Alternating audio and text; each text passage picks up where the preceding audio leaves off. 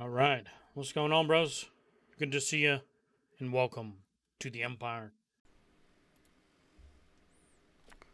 And let's see. I think there was something about Ashes of Creation in Discord we can look at.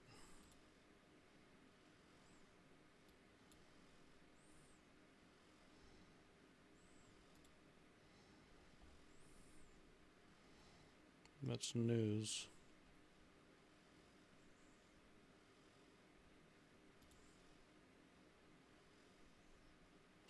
PvP drama.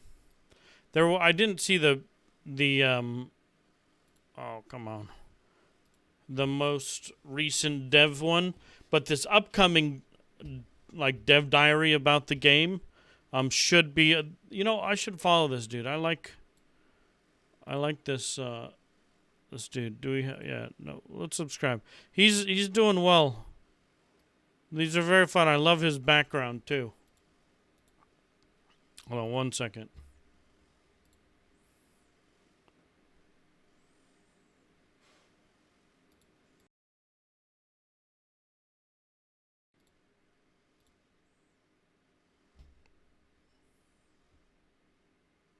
Testing. Enjoyed watching their own community. Hey, what up, boys? So, I didn't realize just how much Steven and the team enjoyed watching their own community tear each other's throats out. It appears, just like myself, they relish in a controversial topic or two. And today, we shall be addressing such a topic without holding back. I want to basically set up the premise for this extremely delicate topic and let my opinions be known publicly before we gather some general opinions to discuss next month's dev discussion video. But before we get into that, our patrons and I would love for you to grab yourself a... So yeah, the next month one seems to be like it's going to have some meat. As I'm going to be an artisan main. I have very little interest in the combat side of Ashes of Creation. Although yes, that's all that it's very important. The most important aspect about this game. But yes. For me personally, economy and artisan progression. I do think that it's going to be still a little too MMO-y. I'm excited to hear your thoughts about it today. And if I don't like it, but if they can get the action combat right, you'll be banned, of course. Now, and still have the tab targeting, because it's an amalgamation, or that's what they want to make. So let's start today's video by because it's kind of been both MMO and action. What's being discussed. These dev discussions happen every they showed a little month bit of the combat, and it wasn't bad. Event called the it wasn't bad. In the official Discord. So I want but how is it going to play with magic, with range spells, with projectiles? You know, spicy and needs a diverse set of opinions. The topic in question is: what are your thoughts on how gathering and PvP can coexist? This has completely split the community into two parties, or probably more accurately, exposed members of the community who probably won't enjoy Ashes of Creation and its philosophies. We've got the players who derive their existence from stroking their EP-ness online through player versus player gameplay, and the casuals who just want to relax and enjoy a chill game in a fantasy world focused on social gameplay. I've played a diverse roster of MMORPGs over the years. One could say my life has revolved around this genre, and I have some pretty strong opinions about PvP versus PvE gameplay. The general consensus across the player base within this dying corpse of a genre multiple is that servers PvE is king, and PvP should be considered an afterthought, and most of the time it is. It's no secret that MMOs thrive in an environment where solid PvE gameplay using the social structure of third-person MMORPGs is where this genre feels best. However, Ashes of Creation doesn't function like a traditional theme park MMO. There's not really many solid or successful sandbox MMORPGs, so it's perfectly understandable if you've never actually played one. I mean, it's not like I'm going to judge anyone watching for not having 15 years of MMO experience. I don't really have much to say about this, sadly. I do agree. I want to like pause and have a conversation with you guys, not just watch a video. So I just wanted to, chill for a sec. I do like his perspective. I do agree that the PvE is what you call it.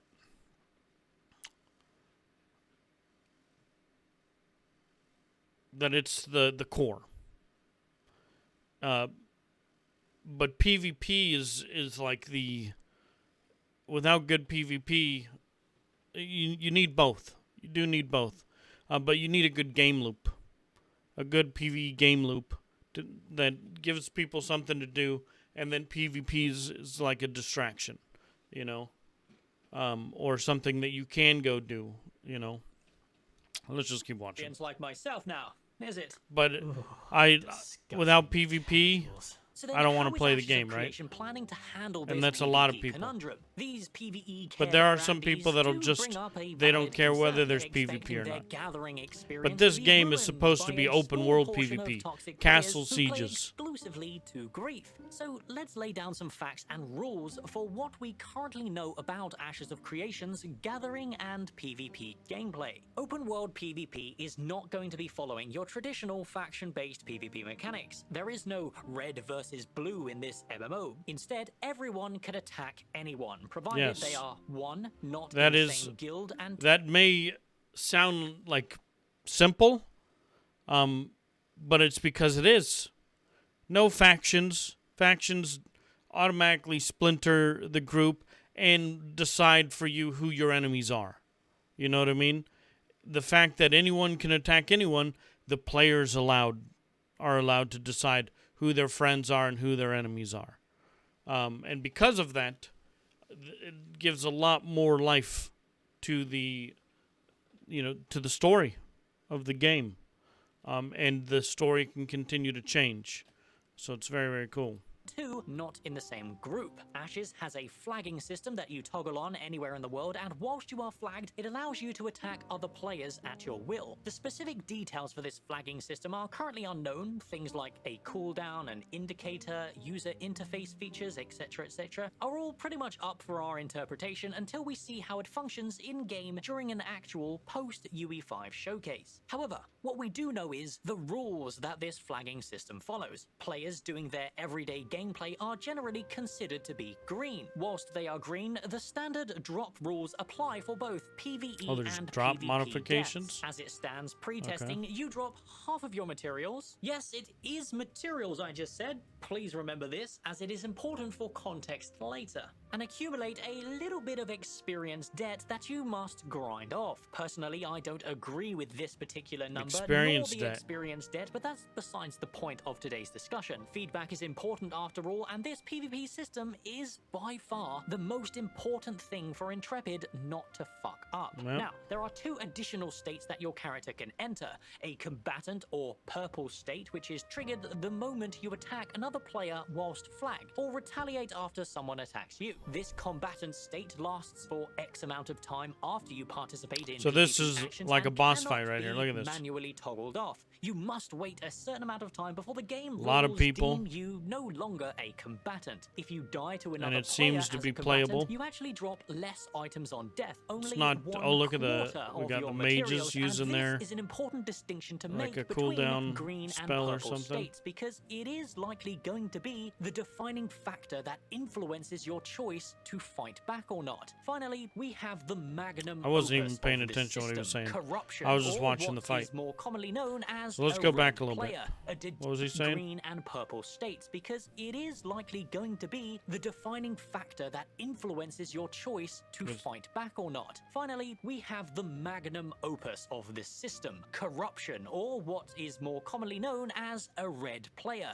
a degenerate, a social outcast. Labels I'm sure you've been called in real life by either your family or your friends. Me too, buddy. I know how you feel. Come here. If you kill a player as a combatant and they retaliate, turning themselves purple in the process, there is absolutely no corruption penalties applied to Oh, so your we get character. corruption If a penalties for player tries being to defend PvP? themselves, you can pretty much Okay. write that off as fair PvP. However, should this player decide not to fight back, well, this is where it gets spicy. When a combatant kills a green player, a player who actively chooses to be murdered, which in turn causes them to drop half of their materials, Oh, the man. murderer accumulates corruption and becomes a red player for everyone to see. This corruption has a large amount of downsides, including dealing less damage to other non-corrupted players, being an active target for bounty hunters on the map, you take less damage, or you deal less damage? More experience debt than usual, but the most important downside is the chance to drop your actual gear on death, pretty much solidifying this red state as nothing but a negative state. You do not drop your shit. Murdering green players. Ashes of Creation is designed for you not to want to do this. However, it still lets you, should you find yourself in a situation where you need to perform such a dreadful act. The game that mimics this system closest in today's currently popular MMOs is probably Black Desert Online, as its karma system is a pretty close replica of Lineage 2's, the game that inspired this system in the first place. And the reason why it's important to focus on BDO is because these karma mechanics are very modernized and do give us a pretty clear indication of the 2022 There's a huge risk. You want a PvP, it's there for you, but you got risk. And so the people that want a PvP, you know what they're going to do? They're going to get extra kits. They're going to use budget gear, right? They're going to get extra stuff because just in case that stuff drops. Still going to kill people. You know what I mean? Point in an open world PvP game if the intent isn't to be PvPing in the open world. And to that I say to you, my friends, we've only just begun to scratch the surface of PvP in this MMO. So yeah, there's a lot of things for PvP. Hey guys, it's Bobby Lee. The castle sieges. There's going to be an instance PvP, I'm sure too.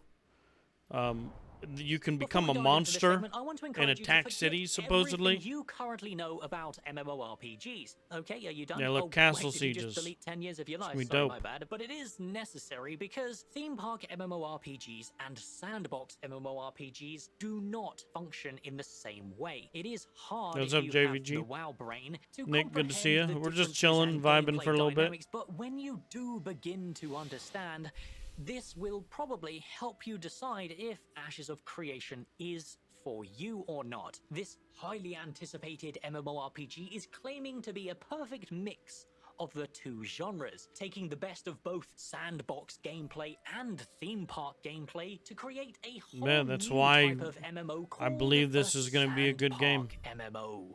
Okay, if you say so. Yeah, let's get one thing straight. I'm down. Ashes of Creation I drank the isn't going to Kool-Aid. be the perfect MMO, and it most certainly isn't going to be for everyone. We know this for a fact. World of Warcraft wasn't for everyone back in the day, but the reason it thrived and grew wasn't because it made the genre easily accessible to people. Sure, I admit it did do a little bit of that, but it still had some very good advertising old-school too. philosophies like the What's up, Jazz? scale, the social reliance, and the competitive conflict. But the reason WoW thrived in 2004 was because it removed the bullshit that nobody liked, the punishments for death that exists to increase player retention or revenue through pay-to-win based mechanics like experience boosters, instant revives, or literal power. But most importantly, it doubled down on what made this genre so good, and I very much believe Ashes of Creation can do the same. Item drops were also another major game-breaking feature that is ruined some of PvE? those older MMORPGs. Believe it or not, boomers playing games don't actually enjoy the idea of losing hundreds of hours of progress to some no-life griefer in unfair PvP. Full loot PvP MMORPGs end up dying a very slow. Why is the title Ashes? I think it's just but Albion WoW Online content? that's the only Yeah. full loot-ish type He's MMO talking that about still just survives all of it somewhat today. and about Ashes though. What? Don't you guys have phones? Ashes of Creation is not a full loot PvP MMO. It's not even remotely close. We drop crafting materials on death, not gear and progress. So using examples of Yes, full loot there's still a MMORPGs benefit. and comparing He's just it showing a to bunch of Ashes different is a games good while talking. representation of its But gameplay. So in this game, there's going to be 3 states. I didn't know this. That's why we're watching this. I guess it was discussed in the last dev blog. We didn't watch it. But they're going in depth about the PvP system. There's going to be your green state. You're just not wanting to kill anyone. And if someone attacks you, you don't attack back. Okay? Which turns them corrupted. So if you attack someone, they attack back. I think it's good. I didn't hear the part about the purple. There's green, purple, and red. Red is you're just killing everybody. So if you want to kill everyone, you can, which is great. You want to kill someone, you get half of their resources that they were farming. So the little sheep run around farming everything. They can be targeted, especially if they're from an enemy faction. Especially if you know that they're farmers because of previous interactions. You'll know the thick ones. You know what I mean? Or the ones to keep an eye out for.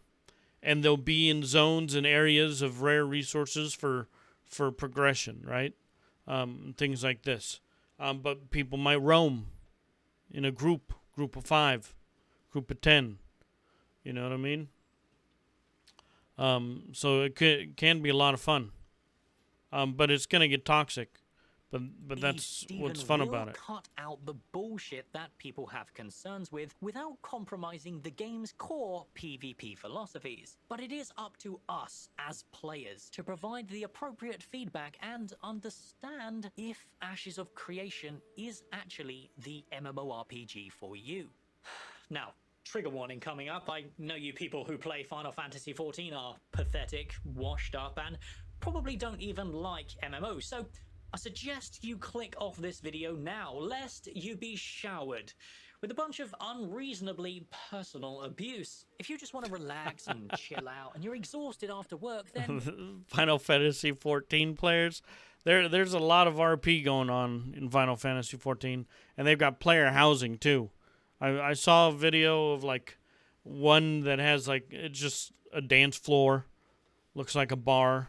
And shit like that. They get. That's fine. There's a whole community of people just role playing. Embrace your femboy tendencies and reward shallow, antisocial, single-player, low IQ gameplay. If this is you, then maybe Ashes of Creation just isn't for you. Or maybe you just don't know what you're missing until you experience it. You see, social gameplay is what made WoW so good and addictive regardless of its content. That's one thing, like even with New World.